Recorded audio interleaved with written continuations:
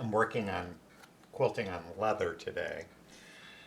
I have used a Clover white marking pen to mark on the black leather. It washes off after the quilting is done. I'll just take a damp cloth and wipe the top of this, and it'll just go away. Um, it's an interesting pen. When you first mark it, it doesn't show up. The lines don't show up, but after it dries is when you see it. So you have to kind of, sometimes have to go back and redraw some of your parts if they don't show up as much. But because you really have a hard time seeing where you're marking. But anyway, once it's dry, it works great. And this is way better on leather than, for example, chalk would be, because that'll just brush right off, and this stays on. I used a pie plate to mark my circle, and I've already got the quilting around that done. And next will be to do, this is going to be a feather wreath around. Then I'll come back in and fill in the, do the quilting on this rose. Then I'll do background quilting in the open spaces to make it fill in more. And then I'll do also some denser quilting again in the background of the whole thing. Eventually this will be a big purse. I'm using, I don't know if you can see these, this is an empty package, but it's a leather needle. These are 90-14 size, and Schmetz brand is my favorite. They're different than regular needles. The point is different. Leather is not fabric. There's no, fabric has threads going two directions, but essentially it's full of holes between those crossed threads. And so the needle is different to go in between those. It's pointier and skinnier. A leather needle is going through something that's not porous. So it makes the hole differently. It's actually a blunter needle. And it's better to use that an actual leather needle when you're quilting on leather. Other than that, it's about the same. I have in my machine, I have the this is a Singer 66 in a treadle, and so it's all run by my foot power, pumping the pedal up and down. This is the box that darning and embroidery attachment foot came in that I've got on the machine. And it really, on this, is my favorite. It's got a small profile, and it doesn't hop a whole lot, but it makes a nice stitch. This kind of foot works well too, and that will ride up and down and give you a decent stitch. They also call that usually a darning and embroidery foot. And you can also use the more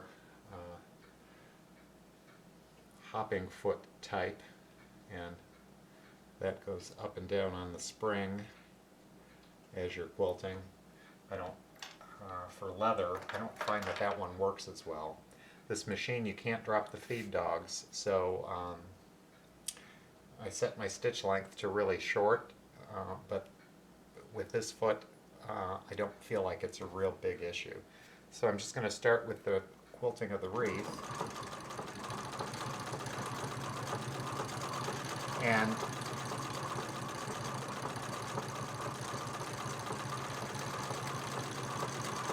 this is really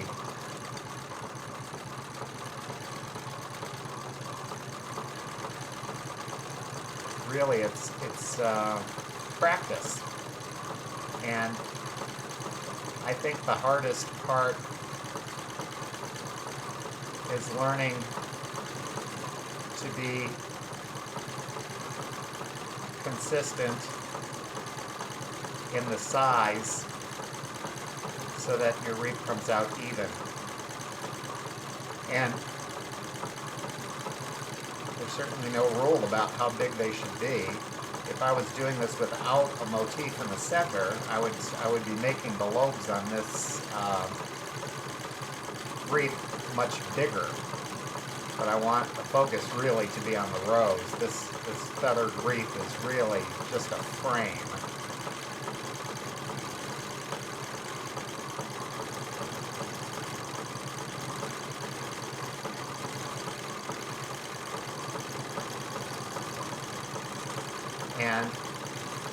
I do one side and then go back around and do the inside. Some people will do both sides at once. So you'd make your loop on this side and then you'd make your loop on that side and keep going that way. And I also tend to put a vein down the center of each lobe. You don't need to do that. You could do it just plain. But I think, I don't know, maybe it's just the style that I've become accustomed to. I almost always put the center line in those. And I imagine that's just personal preference more than anything.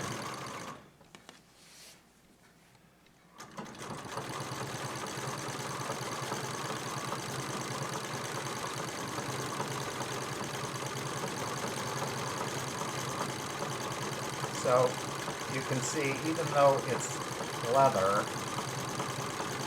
it really behaves very similar to fabric. By the way, I have these, my 3 layers, the top and the batting and the backing. I have them spray basted together with 505 quilt basting spray.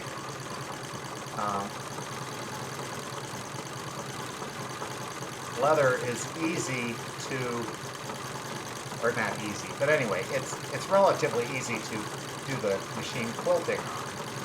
But it's really hard to get pins through it. So this is not something that you would want to pin baste the layers together, and you certainly wouldn't want to try to thread baste the layers together. It's just too hard to do that by hand.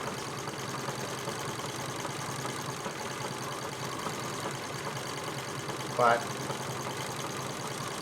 with the machine, the right foot, and the right needle, the quilting itself is not that difficult.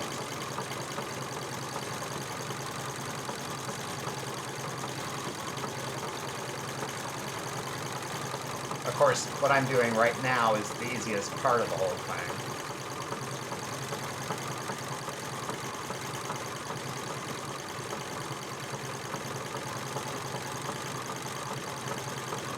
But I wanted to show you that quilting does not need to be restricted to quilting fabric. And if you've watched some of my other videos, you'd know that I often use non-quilting materials. I use denim, I use corduroy, I use upholstery fabric, I use canvas. And what makes it quilting is the 3 layers, the top, the batting, and the backing. So it's still quilting, even though it's not your standard traditional quilting shop fabric.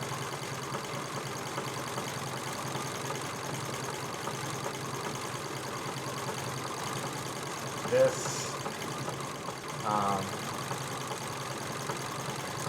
leather comes from a company that, and I can't remember the name of the place, but anyway, if you're looking for leather to try quilting, I get it from a place that sells upholstery fabric. So it's real leather, but its intention was that it would be for upholstering leather furniture. But it's a nice weight for quilting, and it makes a great purse.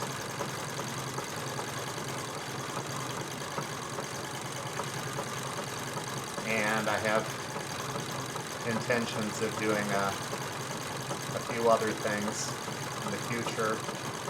I think I'm going to try my hand at wallets. I've got some people interested in book covers that will be done in leather.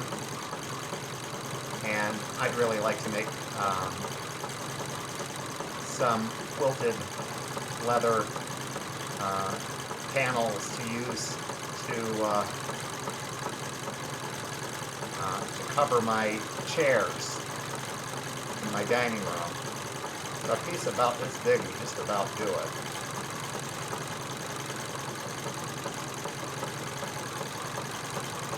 But right now I'm just working on getting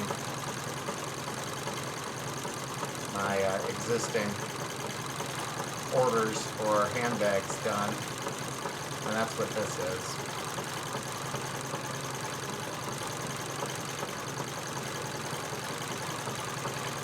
When I used to be a teacher for floral design, I would always start out every class period in our design lab. I would start with doing a demonstration and explaining to the students, what I was doing and what we were going to make, and so they'd have an idea of where we were going. One of the comments that I always got was that I make it look too easy, and that's because I've done this a lot of times, and it just has become much easier with repetition and doing it a lot. So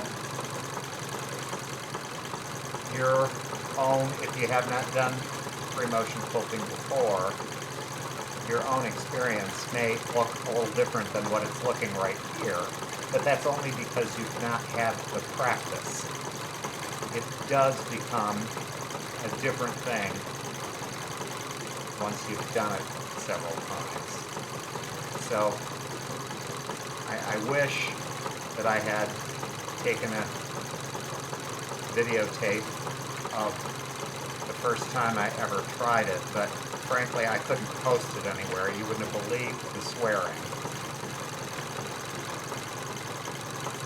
So while it looks easy when you see somebody else do it, don't expect it to go this easy on your first go at it.